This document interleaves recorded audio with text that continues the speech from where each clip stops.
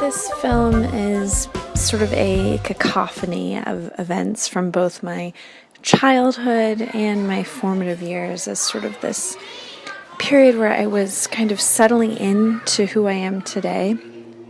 My parents are artists, and my father is a sculptor, and my mom is a poet and former model. So that's sort of a heady experience as a child. And when I was 3, I chose to go into therapy with this sort of self-awareness that I was in the midst of this identity crisis.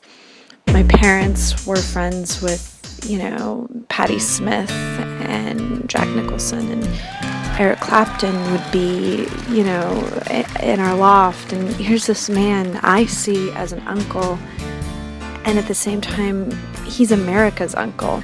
So that's confusing as a child. And so you have to understand that I went to the New School in New York, and then college I was thrust into Tisch, School of the Arts, and then on weekends my friends would be brunching in Williamsburg, and I had this great anxiety about taking the train. So I'd be kind of forced to drive upstate to my parents' weekend home, and that was incredibly difficult. They have this old farmhouse that was really a huge part of my formative years, and then at a certain point they completely renovated it using Donna Karen's contractor.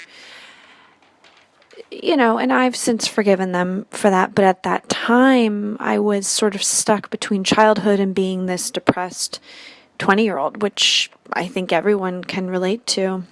I am happily married now to Patrick Nussbaum. He's a wonderful, incredibly creative, interesting furniture designer, and he invented an app with Elon Musk, valued at $60 billion.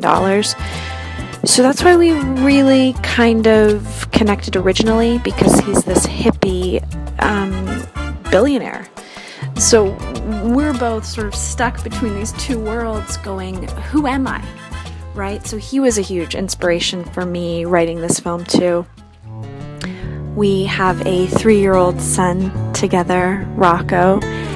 And, people ask me all the time, how do I make time for everything? And the answer is I don't sleep. No, it's just a lot of sort of doing the best we can and trying to find a balance as a family. We don't have a nanny.